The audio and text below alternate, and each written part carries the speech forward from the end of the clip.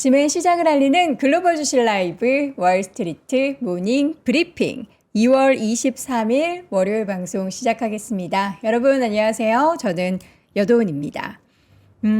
지난 주말 사이에 굉장히 다양한 일들이 있었죠. 결국에 이제 대법의 트럼프 상호 관세에 대해서는 위법 판결이 내려졌습니다. 그래서 추가적으로 그 돌려줘야 하느냐에 대해서는 조금 시간이 더 걸릴 것 같다. 그래서 트럼프 대통령은 거기에 바로 처음에는 이제 10% 얘기했다가 바로 15%에 대한 글로벌 관세를 부과한다라는 내용이 전달이 됐습니다. 어느 정도 시장에서는 이게 예상이 됐었던 일 때문인지 엄청나게 관련한 그동안에 그 관세에 대한 피해를 받았던 기업들의 주가가 급등을 하지는 않았지만 그래도 그 얘기가 나오고 나서는 3대 지수가 모두 강세를 보였고요. 러셀 2000 지수만 보합권 정도에서 마무리가 됐습니다. 나스닥은 0.9%, 다우가 0.47%, S&P 500이 0.69% 강세를 보였고요. 특히나 이제 테크 쪽에 있어서의 상승세가 보였는데 그동안 좀 지지부진했었던 구글과 아마존의 주가가 꽤 큰 폭으로 특히나 구글 같은 경우에는 3.74%까지 꽤 최근 들어서는 많이 상승한 그런 모습들이 보였고요. 아마존의 주가도 2.5% 강세를 보였습니다. 반면 소프트웨어 쪽에서는 여전히 혼조세를 보이는 가운데 팔란티어는 강세를 보였지만 조금 올랐고 오라클의 주가가 5.4%대 하락하는 모습을 보였는데 이란 관련한 이슈도 여전히 잠잠해지기는커녕 크게 변화가 없는 상황에서 이 트럼프 관세에 대한 긍정적 여파는 아무래도 이제 우리나라 시장에 더 많은 영향을 미치지 않을까라는 생각이 듭니다. 그 우리나라 관련한 그 ETF가 미국에서 또 엄청나게 급등을 보였다라고 하죠. 금요일장에도 사실 시장이 나쁘지 않았는데 과연 국내 증시에는 이런 관세 영향이 어떤 기업의 주가를 또 끌어올리게 될지 기대해 보겠습니다. 또 한편에서는 저는 결국에는 그 15%라는 글로벌 관세를 또 다 부과하잖아요. 그게 또 약간의 더 불확실성을 자극하는 것이 아닌가. 그리고 주말에 투자는 그대로 우리가 더 이어가겠다. 그런 내용들도 정부 측에서 발표가 됐는데 불확실성의 해소라고 볼지 아니면 또 다른 불확실성을 만들게 되는 요인들로 시장이 여겨지게 될지는 향후에 또 흐름을 지켜보도록 하겠습니다. 자, 오늘도 역시나 주말 사이 있었던 월가의 소식들 월가 뉴스레터 통해서 글로벌 시황맨 박명숙님과 함께하도록 하겠고요. 이어지는 글로벌 인터뷰 매그넘 투자자문 이춘광 대표와 함께 지금 시장의 또 포트폴리오들 한번 뜯어보도록 하겠습니다. 어떤 종목들 그리고 업종들에 대한 비중을 더 실어도 될지 실질적으로 또 운용을 하시는 분이기 때문에 자산 배분 전략에 대해서 한번 여쭤보도록 하죠. 자, 아침에 여학생 맞죠? 만학도. 예, 가면 저는 만학도겠죠. 박사 정도 할 수 있는 그런 나이인 것 같습니다. 자, 글로벌 시황맨 박명성님 함께 할게요. 어서 오세요. 네, 안녕하세요. 어떻게 목소리 많이 좋아왔네요? 네, 많이 좋아졌습니다. 다행히도. 어제 미세먼지가 진짜 심했는데 그렇더라고요. 너무 운동을 하고 싶어가지고 네. 마스크 쓰고 나갔다가 제목이 좀 이상해진 것 같아요. 아, 그래요? 눈에 뭐라 그러죠? 먼지 들어가면은 빨갛게 막 충혈되고 염증 눈에도 지금 이래가지고 여러분 조심하세요. 미세먼지 있을 때 까불고 나갔다가 하면 저처럼 됩니다. 오늘 황사가 엄청나대요. 그러니까 어제도 바람 되게 많이 불고 먼지 많은데 저는 다 알아서 막아주겠지 하면서 나갔다가 오늘 아침 흰자 보고 깜짝 놀랐습니다. 건강이 근데 최고입니다. 채팅창에 터키에서 채팅을 계속 달아주시네요. 터키?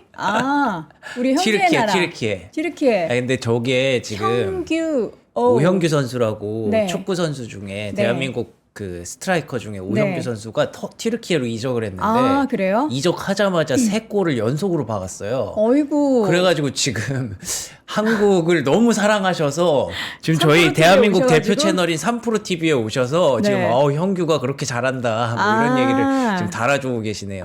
또 축구 하면은 또 우리 명성님 축구 또 주말에 엄청 뛰던데요. 덕분에 저희 3프로 TV도 티르키예 진출 한번 하는 것 같네요. 터키 풋볼 서퍼링 이렇게 하면서 얘기하시네요. 예. 네. 제가 티르키예 언어를 잘 저도 몰라가지고요. 잘 모르는데. 예. Thank you. Thank you. Thank you, 티르키예. We are brother. 예, 우리는 형제다. 자, 한번 그러면 주말 사이에 있었던 이슈 한번 보도록 하죠. 어떻게 이게 호재인 거예요? 뭐예요? 어떻게 되는 거예요? 아, 이게 좀 애매하긴 하네요. 그러니까 그 관세가 어쨌든 위헌 판결이 났는데 그 덕분에 증시가 올라갔나? 사실 잘 모르겠어요. 그러니까요. 특히 네. 미국 같은 경우에는 이게 오히려 네. 또 뭘 할지 모르니까. 맞아요. 저는 그게 좀 불안했는데. 그래서 그 주말 사이에 그 뭘 할지 모르는 거에 대해서 계속 트럼프 대통령이 확실한 건 트럼프 대통령이 일단 네네. 지금 많이 기분이 안 좋아요.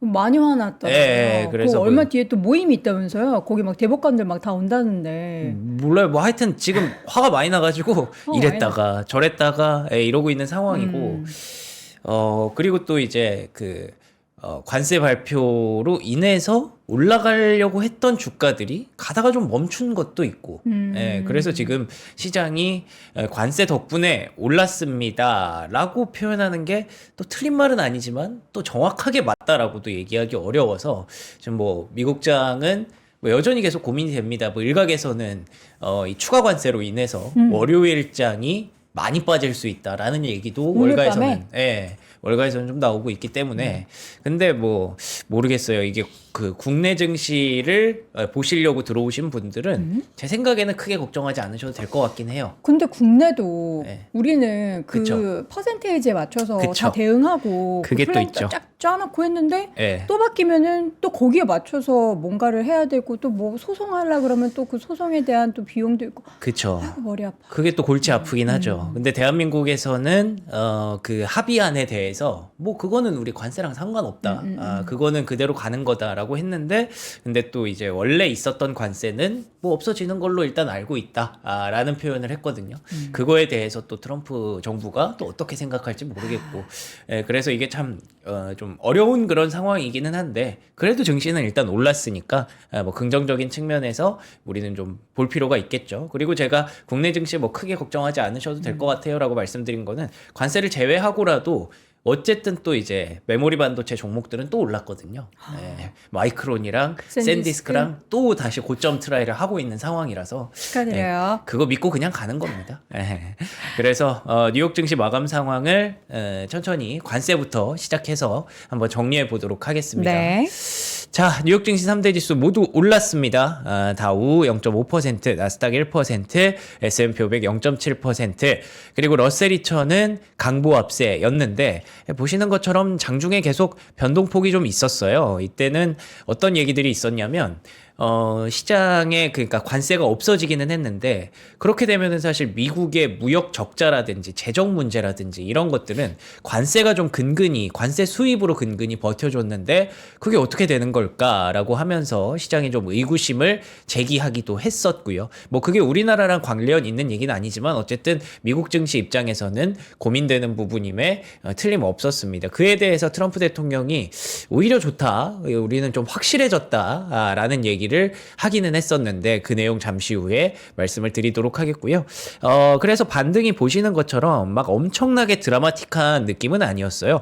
원래 오르던 종목이 또 올랐고 못 오르던 종목들은 그대로 빠졌습니다. 예를 들면 구글, 사실 뭐 구글이 최근에 좀 빠지기는 했습니다만 빅테크 중에 구글은 이제는 뭐 빅테크 좀 올라올 때도 되지 않았을까라고 많은 분들이 서서히 예측을 하셨잖아요. 네. 그래서 구글이 올라온 데는 또 다른 이슈도 좀 작용을 했던 것 같고요.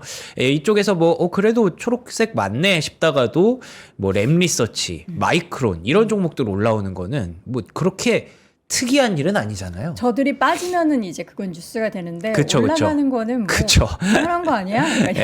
오히려 분위기가 그쪽으로 갔기 때문에 아마존은 조금 특징이라고 볼 수 있겠죠. 아마존이나 이베이처럼 상거래, 전자상거래 관련주들은 이 유통업종이 올랐기 때문에 유통업종이 이제 관세의 영향을 가장 크게 받아서 영향을 좀 받았다라고 볼 수 있는데 또 막상 월마트는 빠졌어요. 이게 실적 발표하고 그 여파를 그대로 받았던 상황이라서 되게 해석하기가 좀 어렵습니다. 그리고 또 오라클, 크라우드 스트라이크 이런 종목들이 계속 시장의 발목을 잡고 있는데 이런 종목들은 그대로 하락세가 나왔기 때문에 이게 관세가 시장에 드라마틱한 긍정적인 영향을 준 것은 아니다라는 점은 여기서 파악이 가능하겠죠.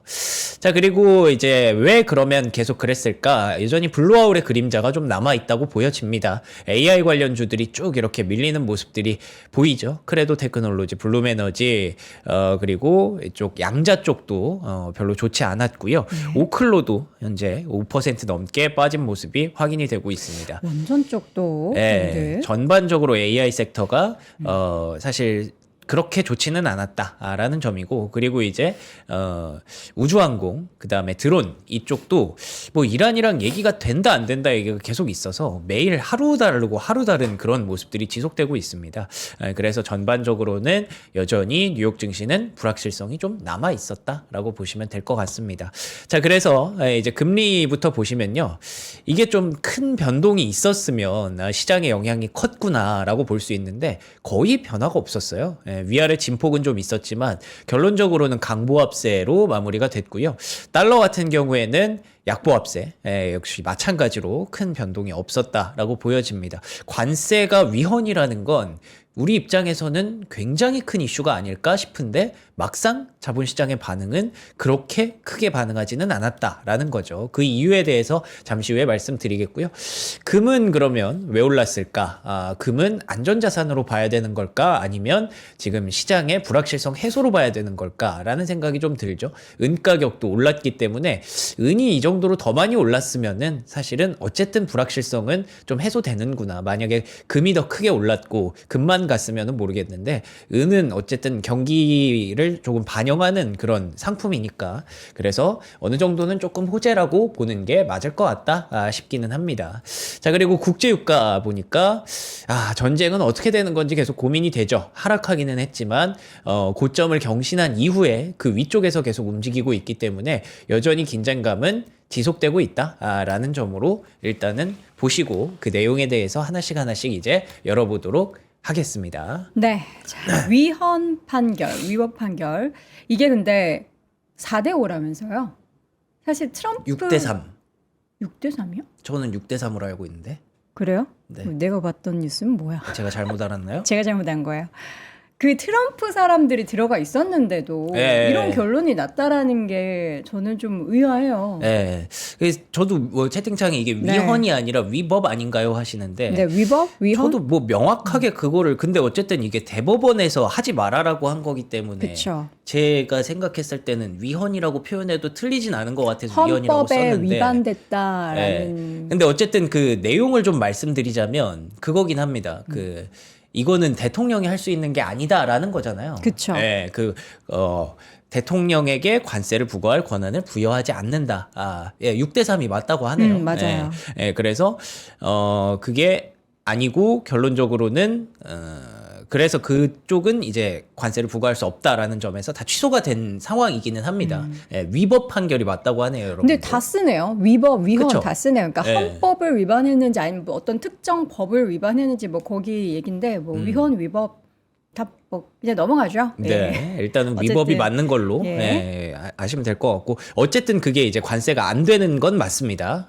그래서 뭐 내용에 대해서는 제가 굳이 설명드릴 필요는 없겠죠. 뭐 말씀드린 대로 대통령이 하면 안 되는 거다. 의회 동의를 받아야 된다라는 점이 문제였던 거고, 그래서 이제 앞서 말씀드린 대로 아마존이라든지 엣시라든지 그래 이런 기업들은 전자상거래 기업들에게는 확실히 호재가 된 것 같아요. 보시는 것처럼 차트상으로도 양봉을 끝까지 만들어내면서 특히 애쉬는 8% 넘게 급등을 했거든요. 근데 이제 우리가 좀 고민되는 거는 미국의 재정이죠.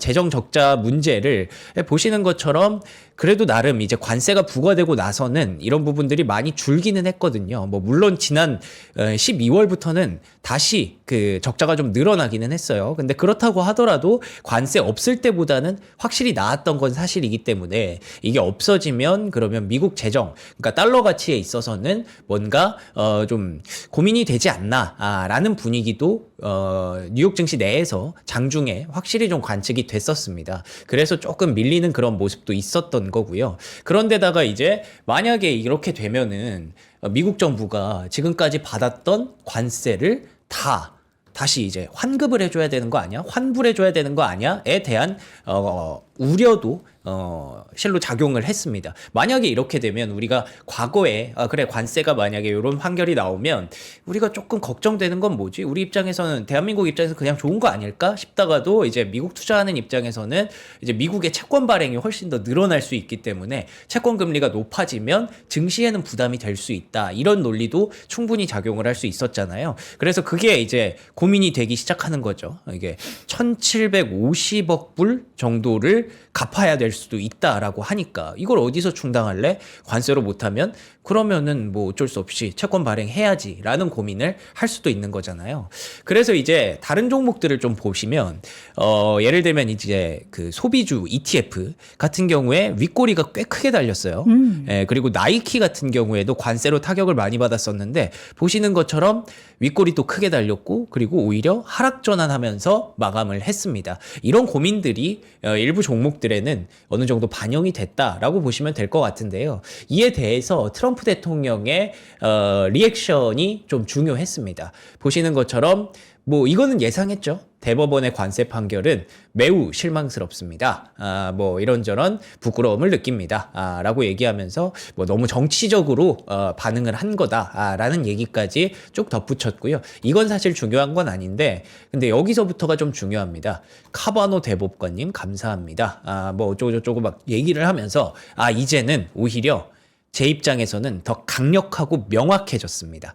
이것만 안 하면 된다는 거죠. 라는 식으로 이제 트럼프 대통령이 해석을 한 거죠. 네. 이 IEPA 요거 빼고는 그러니까 뭐 그 다른 쪽으로는 예를 들면 뭐 과거의 그 무역 확장법 몇 조 이런 것들을 들면서 다른 거는 정당화가 된 셈이다. 라고 본인이 해석을 한 겁니다. 그래서 자의적 해석인 거죠. 그러니까 이제 올라갔던 관세들 중에 요거는 요래서 안 돼라는 거를 확실하게 했으니까 그럼 다른 거는 이제 괜찮은 거네 라는 쪽으로 이제 본인이 생각을 한 거죠. 그 자의적 해석. 근데 그게 사실 자의적 해석이라고 하기는 조금 어려운 게 이게 이제 대법원에서는 그거에 대해서 태클을 걸진 않았으니까. 뭐 그렇습니다.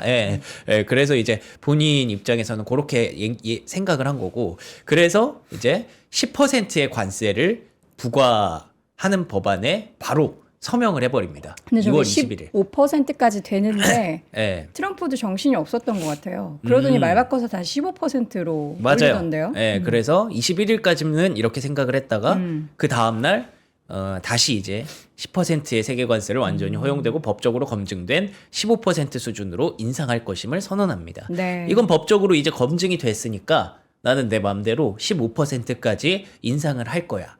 이게 주말 사이에 나오다 보니까 주말 사이에 월가 일가에서는 야 이러면은 이거는 또 계산 기울이 두드려야 되고 이거 골치 아파진다.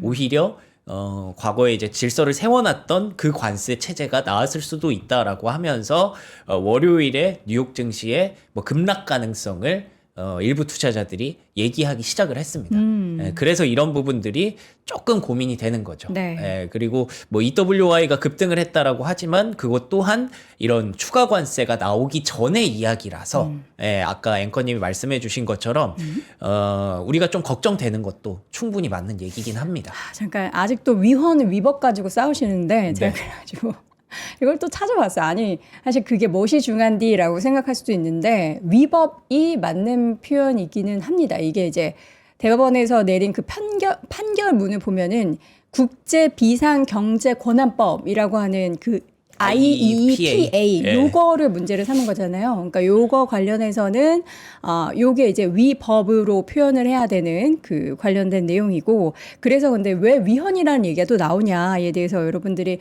지금 계속 이제 다툼을 하고 계신데 그게 이제 미국 헌법 제1조는 세금을 정하고 관세를 부과하는 권한은 대통령이 아닌 의회의 권한으로 삼고 있습니다. 판결문에서도 그 권한은 의회에 있다. 대통령 본인에게 있는 게 아니다라고 해서 그 내용 때문에 자꾸 위헌이라는 얘기가 나오는 겁니다. 근데 판결문에는 이제 위법이라는 그 관련한 법에 대해서 이걸 위반했다라고 표현이 됐으니까 우리는 위법으로 통일을 해서 표현을 하도록 하겠습니다. 이제 법까지 또 이렇게 공부하라고 자꾸 그러시는데 저한테 정신 차리라고 공부하라. 제가 법까지 공부해야 되는 제가 거야? 확실하게 말씀을 드렸어야 되는 건데. 아니에요. 이거는 예. 자, 여러분들 중에서 이제 뭐 법조인 분들 네. 계시면은 예, 명함 딱 얘기하시고 땡땡 로펌의 변호사 누굽니다라고 딱 이제 얘기하시고 그다음에 올려주시면 되겠습니다. 자, 정신 차릴게요. 제가 정신 차릴 건 없는데 예, 알겠습니다. 자, 그래서 결국 관세가 사라진 것 같기는 하지만 네. 이게 사라진 게 아니다. 그리고 보시면은 그래서 IEPA 관세로 적용된 게 네. 어쨌든 거의 대부분의 우리가 알고 있었던 그런 관세예요. 네, 캐나다, 멕시코, 중국 그리고 모든 국가에 대한 10%짜리 상호 관세 이런 것들이 이제 없어지는 거긴 한데 근데 막상 따지고 보면은 다른 그 조항에 따른 관세는 그대로 유지가 된다는 거죠. 예를 들어서 중국산 관세에 대한 다른 부분들 그리고 철강 관세, 알루미늄 관세. 근데 철강 관세, 알루미늄 관세도 또 인하한다는 얘기가 있어요. 트럼프 대통령이 여론을 의식해서 뭐 어쨌든 그래서 결론적으로는 실효 관세율을 10% 상회할 수 있고 그리고 15% 추가로 부과를 한다고 했으니까 여전히 관세에 대한 부담이 순식간에 없어지는 건 아니다라는 점이 또 시장에서 지적이 됐고요. 그리고 실제로 일각에서는 환불금을 벌써 요구를 하기 시작했어요. 일리노이 주에서는 우리 그 주의 주민들이 굉장히 이것 때문에 어려움을 겪었고 두당 $1,700씩 해서 우리 그 가구가 뭐 500만 가구 정도 있으니까 결론적으로는 $87억 일리노이주에 환불을 요구합니다. 라는 요청서가 벌써 이렇게 들어가기 시작을 했습니다. 이러면은 이제 트럼프 대통령 입장에서 또 고민이 되기 시작하죠. 근데 그거를 안 줄 생각이에요. 트럼프 대통령은 환불금을. 우리 한 5년 정도는 법정 공방을 해야 되지 않겠어? 라는 식으로 응답을 했습니다. 임기 내내 그냥 나는 코트에 그렇죠. 서겠다. 환불 같은 건 없다라는 식으로 못을 박은 거고요. 대법원에서도 근데 이 부분에 대해서 어느 정도 메스하다, 복잡하다, 이 리펀드, 그러니까 환불 시스템, 환불 과정이 아마 복잡할 것 같다라고 어느 정도 인정을 해준 셈이라서 트럼프 대통령은 또 이걸 긍정적으로 아마 받아들이지 않을까 싶어서 환불 가능성은 굉장히 낮다라고 보시면 될 것 같습니다. 그래서 결과론적으로는 관세로 인해서 관세 판결로 인해서 관세가 사라졌느냐 뭐 일부 없어진 건 사실이지만 그걸 트럼프 대통령이 또 대안으로 15% 이렇게 인상을 하면서 뭔가 또 대안을 계속 마련하려고 하는 그런 모습이고 환불을 해주느냐 환불 또한 안 해줄 가능성이 높은 데다가 소비자들은 그 돈을 직접 체감하지 못할 것이다 근데 라는 저걸 점에서 또 해설하고 해설이래 자꾸 해설dom이라 그래가지고 네. 저걸 또 환불하고 이러면은 또 미국 또 경기에 대한 우려, 네. 그 부채에 대한 우려가 또 수면 그렇죠. 위로 올라올 거잖아요. 네. 그래서 결론적으로는 달라지는 것이 크게 없다. 라는 점에서 그쵸. 그래서 결국에 이게 시장에 이게 호재로 이렇게 올라간 게 맞나 아닌가 그러니까요. 싶은 그런 고민이 된 겁니다. 그래서 지난주 금요일에 제가 보여드렸던 이 자료인데 관세가 폐지될 경우 유지될 경우 요거 이제 퍼센트 이렇게 나눠가지고 JP 모건에서 정리했던 거 있잖아요. 폐지되고 즉시 대체될 경우에 오르다가 말 것이다라고 했었는데 그 금요일에 뉴욕 증시는 폐지된 상황까지만 우리가 봤어요. 그리고 이제 대체라고 하기는 좀 그렇지만 어쨌든 트럼프 대통령이 대안으로 10% 아니 15% 이러면서 주말에 보냈잖아요. 그래서 사실 오늘의 그 S&P 500 전망은 그다지 현재 좋지 않은 불투명한 그런 상황이다라고 보시면 될 것 같고요. 어떻게 보면은 뭐 유지되는 그 경우일 수도 있으니까 사실상 바뀐 게 없다고 하면 그러면은 오히려 하락 반전하고 변동성이 더 커질 가능성도 배제할 수는 없겠죠. 여기까지가 이제 관세에 따른 주말 사이에 일어났던 일들이라고 보시면 될 것 같습니다. 법 얘기 없었으면 좋겠어요. 저는 법 없이도 사는 사람이거든요. 그러니까요. 4분기 GDP 성장률이 1.4% 뚝 떨어졌어요? 그러니까요. 이것 또한 좀 놀라운 일이었는데 네. 경제 경제 지표가 굉장히 많이 발표가 됐거든요. GDP 성장률이 원래 우리가 되게 높은 줄 알았잖아요. 근데 보니까 1.4밖에 안 되더라고요. 그러니까요.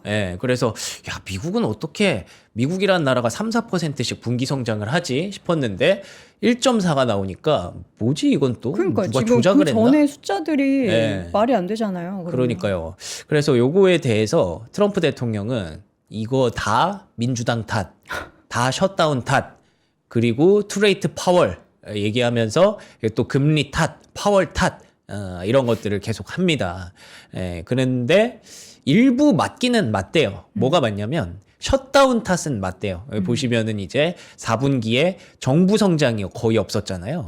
이게 셧다운이 너무 길어졌기 때문에 요게 위쪽으로 올라갔으면 충분히 달라질 수 있었다는 거죠. 뭐 근데 셧다운이 뭐 트럼프 대통령 입장에서야 민주당 탓이지만 뭐 저는 한쪽의 문제만은 아니라고 생각하기 때문에 뭐 요거는 그냥 트럼프 대통령의 해석이다라고 보시면 될 것 같고요.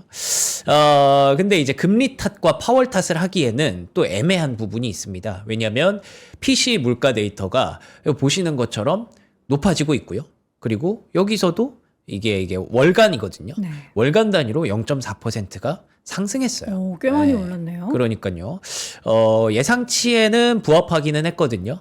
근데 이제 코어 같은 경우에도 보시는 것처럼 또 이렇게 올라왔습니다. 그래서 유가를 잡아서 어느 정도 PC 물가가 잡혔나 싶었는데 근원 물가까지 상승했다는 거는 유가 빼는 거잖아요. 에너지 빼는 거기 때문에 그런 측면에서 딱히 변명할 여지가 없어지는 거죠. 물론 12월 데이터라서 애매하기는 해요. 워낙에 과거 데이터니까. 근데 어쨌든 요게 이제 1월, 2월에도 계속 올라가는 추세였으면 연준이 걱정했던 물가 상승, 뭐 관세로 인한 물가 상승 이런 것들이 틀린 말은 아니었다라는 게 되는 거죠. 다행인 거는 그래도 미시간대 소비심리 지수가 여전히 높은 수준이고요. 그리고 기대 인플레이션이 내려가고 있어서 3.4%까지 여기 보시는 것처럼 내려가고 있어서 요거는 좀 다행이기는 합니다. 그래서 결론적으로는 유가가 계속 키를 쥐고 있는 것 같다라고 생각을 해요. 물론 코어 CPI에는 코어 물가에는 유가가 안 들어가지만 어쨌든 유가는 모든 그 물가의 기본이라고 봐야 되기 때문에 요거를 과연 트럼프 대통령이 잡을 수 있느냐가 앞으로도 계속 연준 탓을 할 수 있느냐가 될 것 같고 그런 맥락에서 유가가 급등하는 그런 전쟁 상황을 원하지는 않겠구나 라는 쪽으로 우리가 좀 추측이 가능하지 않을까라고 보고 있는데 네. 그래서 이제 이란 이슈가 또 중요해지는 거죠. 그렇죠. 이란 전쟁은 그러면 어떻게 되는 걸까요? 그러게요. 주말 사이에도 계속 헷갈리게 뉴스들이 계속 진행이 됐습니다. 이란과의 전쟁을 준비하면서 중동 평화를 언급한다. 이게 저는 무슨 말인지 모르겠어요. 뭐 힘에 의한 평화가 이 말인지는 모르겠지만 평화에 대한 이야기가 오가는 반면 전쟁의 기운이 고조되는 모습. 전쟁의 기운이 고조된다는 거는 계속 이제 그 병력을 그쪽으로 집중시키고 있기 때문에 이제 그렇게 보고 있는 것 같고요. 근데 내심 평화에 대한 얘기를 원하고 있는 것 같기도 합니다. 그래서 얘기 나온 게 뭐 제한적인 군사 공격은 또 뭔지 모르겠어요. 대규모 군사력 증강은 하고 있지만 이게 뭐 전면전으로 가지는 않고 뭐 예를 들면 뭐 베네수엘라식이든지 뭔가 그런 다른 방안을 고심하고 있는 게 아닐까라고 얘기를 해서 그래서 어쨌든 이게 우리가 정확하게 뭐 어떤 방법인지를 알 수가 없기 때문에 뭐 유가라든지 시장 참여자들은 약간은 아직까지 긴장 상태를 유지하고 있는 거죠. 근데 목적은 아마도 이란 정권 교체지 않을까라고 보고 있습니다. 이게 대충 이렇게 길게 이렇게 얘기가 나와 있는데 제 뭐 해석이라든지 그런 것들을 말씀드리면 이란이 지금 내부적으로도 굉장히 큰 소요 사태를 겪고 있는 걸 아마 다들 알고 계실 겁니다. 그렇기 때문에 하메네이라는 사람이 아마 조만간 실각할 것이다 라는 전망도 굉장히 우세하게 나오고 있는 상황이고요. 미국 입장에서는 그래서 이게 시간을 조금 벌면 충분히 우리가 유리한 상황으로 갈 수 있을 것이다 라고 보는 것 같기도 해요. 근데 과연 시간을 조금 두고 기다리는 것이 나은 선택지인지 아니면 지금 들어가는 것이 훨씬 더 나은 선택지인지를 놓고 고심을 하고 있는 것 같고요. 결론적으로 정권 교체 가능성이 계속 높은 쪽을 아마 선택을 하지 않을까라는 쪽으로 보고 있는 것 같습니다.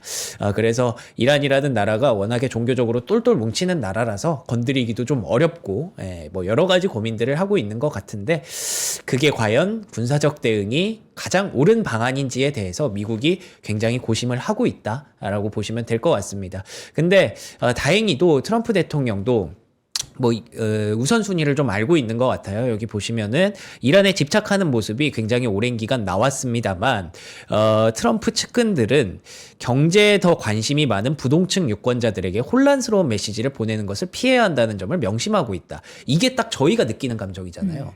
저희가 지금 굉장히 이것 때문에 혼란스럽잖아요. 그쵸. 근데 이 메시지를 자꾸 트럼프가 준다고 생각을 하니까, 더 혼란스럽죠. 그러니까 트럼프를 자꾸 왜 저러지 싶잖아요.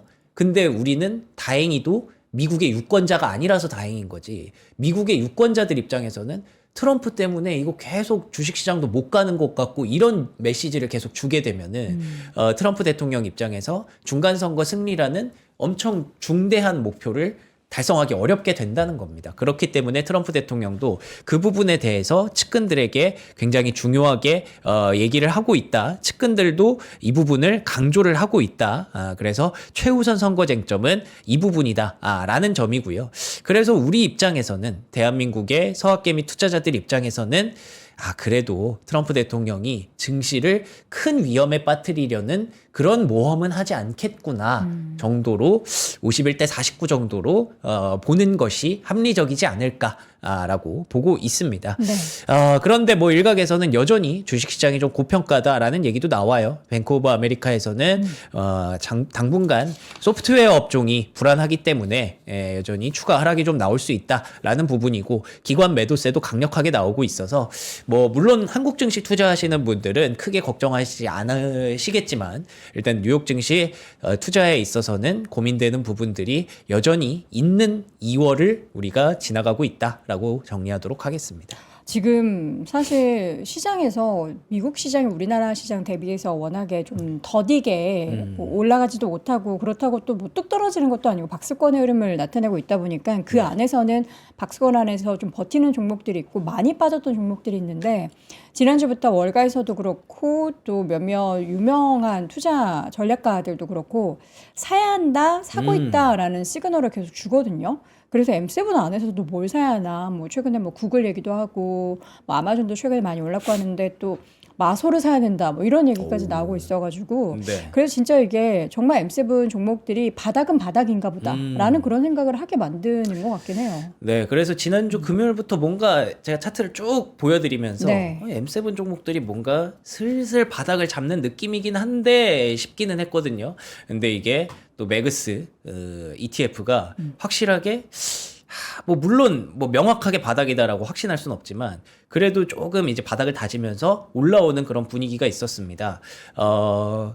사실은 뭐 반도체를 비롯한 AI 하드웨어 쪽이 그동안 올라갔던 부분이랑 소프트웨어가 빠졌던 부분을 비교하면 이 정도의 갭이 발생한다고 하더라고요. 그래서 이 정도면은 이제 뭐 반도체도 사실 많이 오른 것도 사실인데 소프트웨어가 또 많이 빠진 것도 사실이기 때문에 소프트웨어 중에서 빅테크는 사실 이 정도까지 빠질 정도인가 싶기도 하잖아요. 그래서 빅테크부터 조금씩 안정이 되는 그런 모습인 것 같고요. 4분기 슈퍼 투자자들이라고 하면 뭐 돈 많은 사람들이겠죠. 그러니까 13F가 공시가 나오고 있기 때문에 그분들의 선택지를 보면 놀랍게도 1위가 마이크로소프트였습니다. 예, 그리고 2위가 아마존이었고요.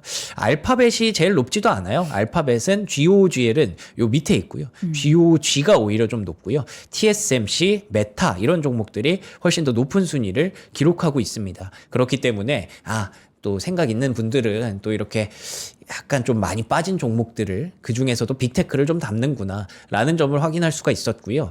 그리고 어떤 측면에서 봐도 지금 사실 시장이 불안정하잖아요. 근데 불안정할 때 저평가 종목들을 선택하는 거는 또 충분히 맞는 합리적인 선택이죠. 근데 그렇다고 해서 또 중소형 소프트웨어 이런 걸 사자니 불안하죠. 그런 거는 불안하잖아요. 그렇기 때문에 안정적인 소프트웨어는 결국 빅테크다라는 점에서 오히려 시장이 불안정할 때 빅테크가 이 정도 빠져 있으면 굉장히 높은 매력도를 느끼는 거는 뭐 충분히 이제 많은 분들이 공감하실 것 같습니다.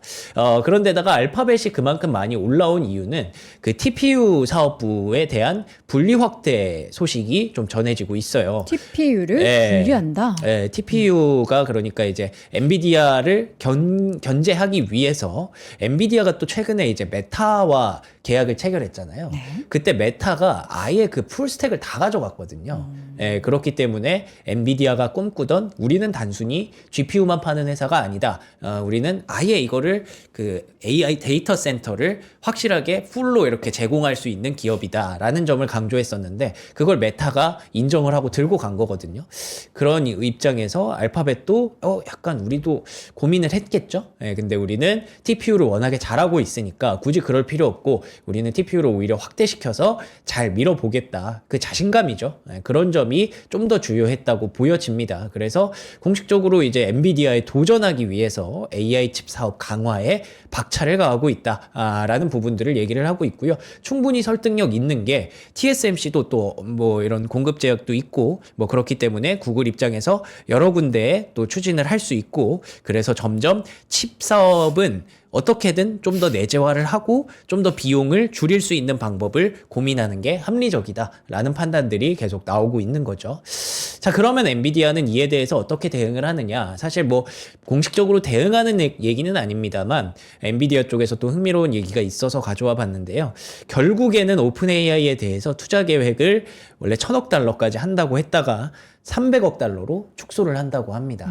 이게 사실 이번 라운드에만 뭐 200억 달러이고 그리고 앞으로도 계속 투자를 할 것이다라고 젠슨왕 CEO가 약간 짜증 아닌 짜증을 내기도 했었는데 결론적으로는 300억 달러까지만 하자라는 쪽으로 결론이 나오나. 못을 박은 건 아니에요. 그러니까 이게 야후 파이낸스의 보도이고 공식적으로 오피셜하게 나온 건 아닌데 네. 그런 식으로 얘기가 나오고 있다 정도의 보도로 보시면 될 것 같아요. 근데 뭐 야후 파이낸스니까 어느 정도 뭐 합리적이라고 우리가 봐야겠죠. 신뢰도가 있다고. 그런 측면인지 엔비디아의 주가도 1%가량 올랐고요. 그래서 그런지 오픈 AI도 원래 뭐 2030년까지 1조 4천억 달러 투자한다고 했다가 우리 6천억 달러 투자할게 라고 절반으로 줄였습니다.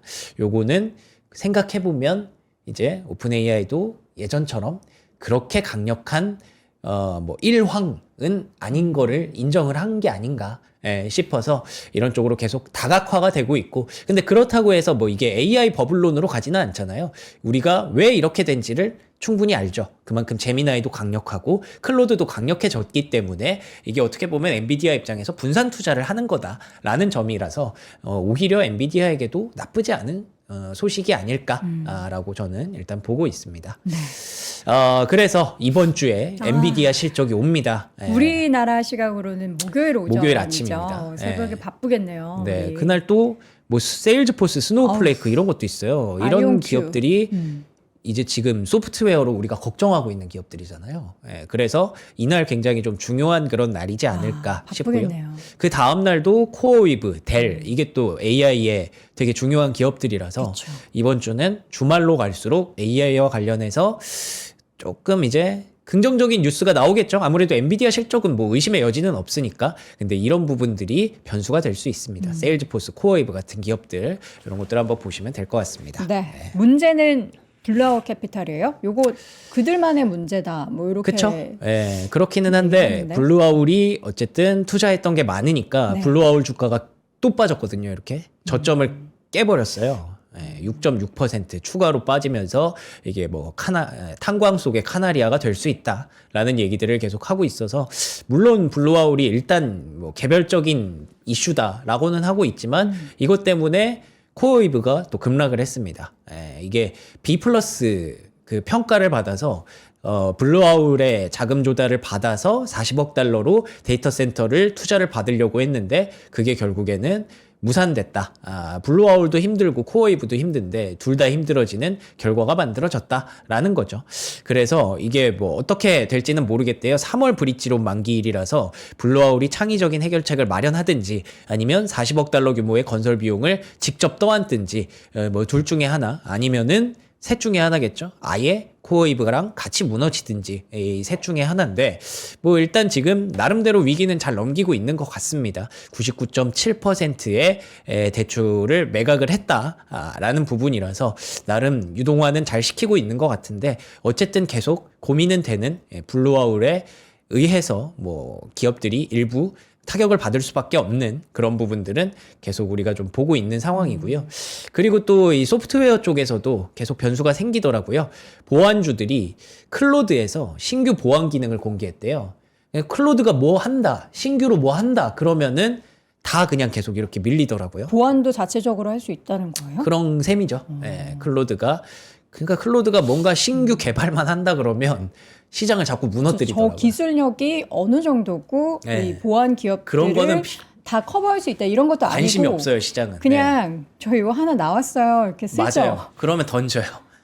그런 상황들이 계속 반복되고 있어서 지금 뉴욕 증시는 여전히 불안한 어려움이 상황이다. 있다. 근데 오히려 이게 역설적으로 빅테크 기업들에게는 야 여기는 괜찮잖아 그쵸. 라고 하면서 저가 매수의 기회가 되고 있다. 이런 점입니다. 네. 뱅크 오브 아메리카에서는 코어런트에 대해서 성장형 포트폴리오에 이걸 편입했다. 이게 뭐 성장주로 편입했다는 거예요? 그 아니면 뱅크 오브 기대한다? 아메리카의 포트폴리오가 뭐 여러 개 있는데 네. 그 중에서 이제 성장주 포트폴리오 쪽이 있나 봐요. 예, 그쪽에다가 코이어런트 이렇게까지 주가가 많이 올라왔는데 아무래도 그 광학 수요에 대해서는 앞으로 2, 3년 동안 수익 전망이 개선될 것 같아요라고 하면서 충분히 더 갈 수 있다라고 본 것 같습니다. 그래서 뭐 AI 데이터 센터 코어웨이브도 저렇게 빠졌고 소프트웨어도 저렇게 빠지는 과정에서 빅테크와 함께 올라왔던 섹터가 이 광학 수요 관련된 섹터입니다. 코이어런트뿐만 아니라 코닝과 루멘텀은 뭐 이 위기가 없어요. 계속 갑니다. 이런 종목들은 정말 놀라운 그런 모습들을 보여주고 있고 마치 그 메모리 반도체 한창 잘 갈 때 그 주가를 보고 있는 것 같기도 하죠.